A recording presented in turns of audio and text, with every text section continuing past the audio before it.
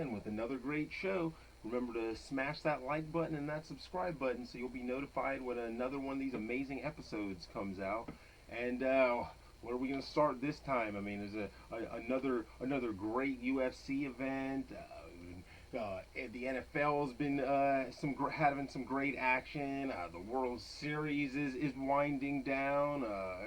It's just nonstop action. So let's just jump right in with UFC 254. It was at Abu Dhabi, Yas Island, Fight Island, headlined by Khabib Nurmagomedov against Justin Gaethje, and yeah, I mean it was a great all around card. We're gonna do a breakdown of just some of the main event fights. Let's see. So the start of the main event was Magomed Ankalaev against Ian Cutelaba, and this was a rematch. This was a poor stoppage. It was about a minute. The first time they fought, about a minute into the first fight, Ian Cutelaba was playing a little possum. Was trying to act like I guess to draw Ankalaev in, so he was acting like he was hurt more than he was, and the referee actually stopped the fight. So I mean it was pretty odd the way it all happened.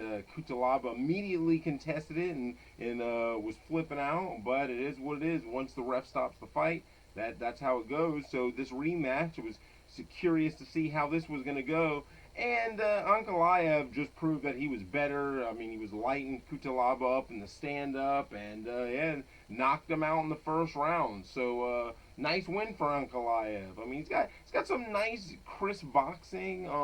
Got some pretty decent kicks in there. I mean, and with the light heavyweight division being as wide open as it is now, I mean, anyone. I mean, we've got Jan Blachowicz is the champ. So pretty much, if you're in the UFC right now at light heavyweight, you've got a shot. Our next fight of the evening was Lauren Murphy against Lilia Shakirova, and Lauren Murphy just came out and just put pressure on her right away, and by the second round was able to get her down and end it with a rear naked choke. Ankalaev or Shakirova was just completely outclassed, and so a decent win for Lauren Murphy. Our next fight of the evening was Jacob Malkoun against Philip Hawes, and Philip Hawes just came in and just completely dominated him and knocked him out in 18 seconds. So not really much you can say there. Malkoun was a jiu-jitsu specialist. I think he won like last year's Abu Dhabi, and did not get to implement that at all because he got lit up and knocked out. So definitely curious to see what Philip Hawes can show us in the future. Our next fight of the evening was Alexander Volkov against Walt Harris, and Volkov was able to use his reach and just kept Walt Harris off at a distance, and then ended up finishing the fight with a kick. So nice win for Volkov. He looks good at times. When he stepped up in class, that's usually when he gets exposed, but I don't know. We'll see. His game keeps evolving. Our co-main event of the evening was Robert Whitaker against Jared Cannonier, and I kind of expected that Cannonier was gonna take a nice step up in class and really show us what he had. But right off the bat, Whitaker had landed a kick and injured Cannonier's arm. And just didn't look the same after that. Whitaker, toward the end in the third round, Cannonier started coming on, but then Whitaker just showed that he was the better all around fighter, and I mean he's number two next to Izzy, so we'll see. Dana White's talking about doing the rematch. I honestly don't think he's ready for it. I mean Adesanya just completely dismantled him last time they fought. But I mean that's where the division is right now, so we'll see. But nice win for Robert Whitaker. And in our main event of the evening, Khabib against Justin Gaethje, and it was just complete domination. Khabib was able to put that pressure on him early. Gaethje was able to land some leg kicks, but he needed to concentrate on those more. I mean, because that's really the only spot that we've seen that we haven't really seen somebody put on Khabib and continue with the leg kicks. And because I mean, we've seen people try to hurt him to the head. I mean, try to box with him, and I mean, that just usually doesn't work. If you can break him down, or theoretically, if you could break his legs down, you might be able to change his whole game plan. But Gaethje wasn't able to do that, and so Khabib put the pressure on him and was able to get him down in the first round, and then got him down the second round. Transition to mount, and then surprisingly, like normally he gets in mount and just mauls guys, but he got into mount and then transitioned to a triangle and then goes to his back and just taps him out. Put Justin Gaethje out. Gaethje had tapped a couple times, but the ref I guess didn't see it and went to sleep. And after that, Khabib left his gloves in the center of the ring and said that was the end of it. He didn't want to fight anymore without his dad in his corner, and he promised his mom that was the end of it. So Khabib retired. I mean, there's an argument for him. I mean, they're saying he's the GOAT. Now, I still got to have John Jones as the GOAT, but he's definitely the best lightweight of all time. And I mean, he's up there. He's up there in best of all time. You go undefeated and completely finish the division. I mean, hardly ever lost a round. I mean, it's arguable if he ever did lose a round. So amazing win. Great career for Khabib. Our next fight night that's coming up is going to be headlined by Uriah Hall against Anderson Silva. And I mean, Anderson Silva is kind of at the I mean, at the downswing of his career. I mean, we keep thinking it's going to be the end of it, but I mean, he keeps going, and so Uriah Hall should win this. But I mean, he's been an underachiever, so there's no telling. It should be a decent fight, though. I mean, they're both good strikers, so it should be pretty back and forth. But I'm gonna have to go with Uriah Hall and it being able to maybe end Anderson Silva's career here. The co-main is Bryce Mitchell against Andre Fili, and Bryce Mitchell has looked so amazing on the ground. I mean, his last fight, he is just such domination. I mean, this is. So I mean, I've got to pick him over. Andre Fili's tough. Andre Fili is tough, but Bryce Mitchell has just looked legit on the ground, so I'm gonna have to go with him. What other fights on there? We got Greg Hardy against Maurice Green. So we'll see if what Hardy is able to do. When he's fought guys at this level, he usually is able to stop them. So we'll see. I got to pick Hardy over Green. Who else? Bobby Green's fighting again. Love Bobby Green. He's fighting Thiago Moises. So I figured he'll be one step ahead, be able to use his takedown defense to keep it standing and continuously piece him up with boxing and some nice leg kicks. So that should be a pretty decent card also. Let's see. Then we got the NFL. We're gonna let's see. This season's been going pretty good so far. Can't say that for the Jaguars. But the rest of the NFL has been doing pretty good. It's a pretty exciting season. Let's see, the Thursday night game, the Eagles were able to pull it out 22-21 against the Giants. Carson Wentz was able to bring them back late in the game and pull it out. So the Eagles are first in their division with a 2-4-1 record, which is deplorable. That's horrible. I mean, whatever word you want to say, that's got to be one of the worst divisions in NFL history. Let's see, the Jaguars lose to the Chargers 39-29. Jaguars 1-6. Justin Bear looked pretty good. He's looking pretty good for a rookie.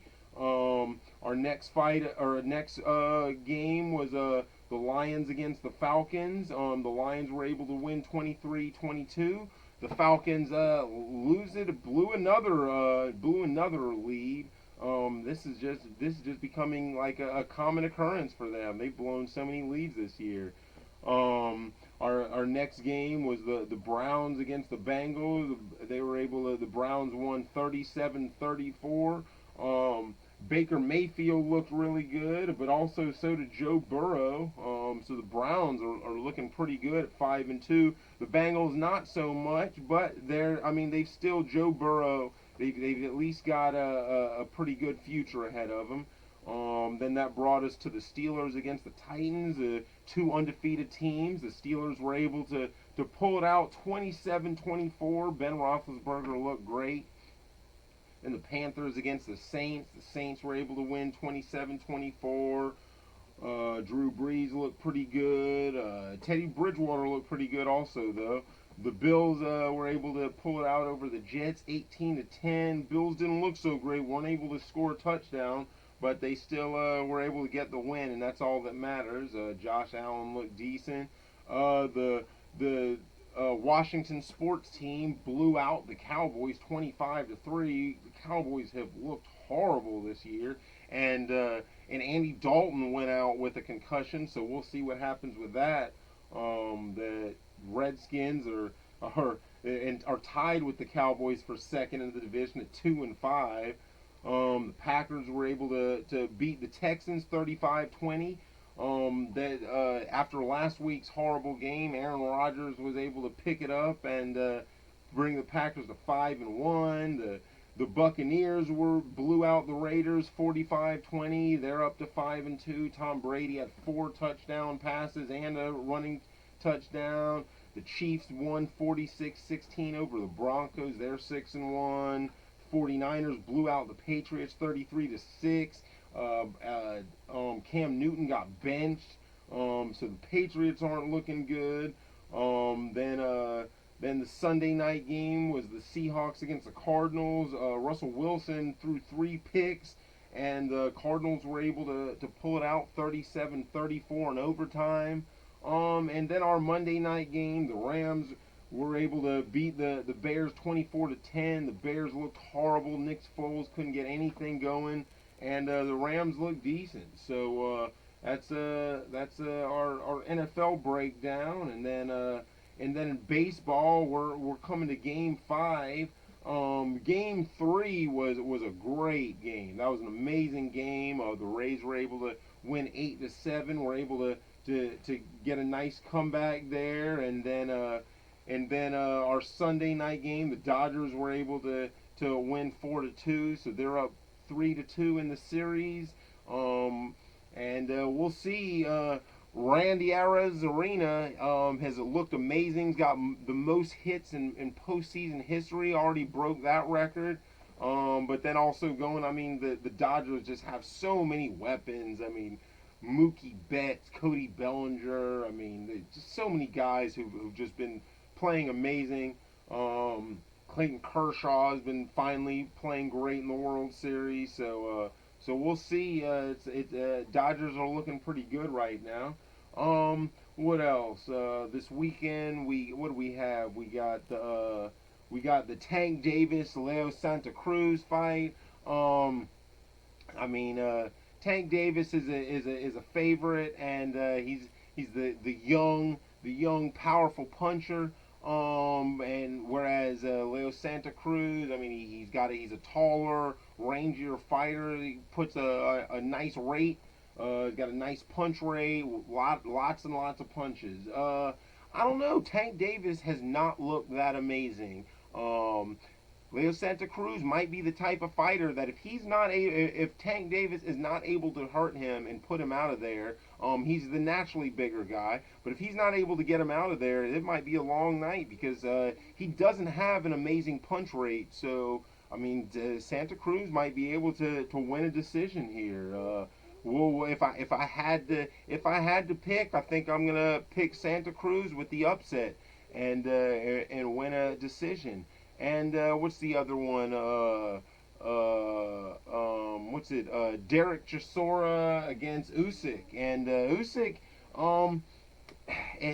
the guy at cruiserweight might challenge Evander Holyfield for best of all time. Was a Olympic gold medalist and just an amazing technical fighter. He's trained by Lomachenko's father also, so he's the larger version of Lomachenko, and Yeah, I'm gonna have to go with Usyk for the victory. I think Chisora is just he's an older, worn fighter, and Usyk just doesn't have nearly the miles on him. So and just a better technical fighter. So I just feel like Usyk's gonna be able to pull out the victory. But yeah, so you can find us on Big Scary on Facebook and Big Scary on Twitter and on Trauma Television on Facebook and Trauma Television on YouTube because this is a Trauma Television production. And as Martin Luther King said, the arc of the moral universe is long, but it bends toward justice. And remember our as last time and the last couple times we got we got our little co-star. What's your name? Live Scary. Yep. And press on the slide and hit it a long time. Yep.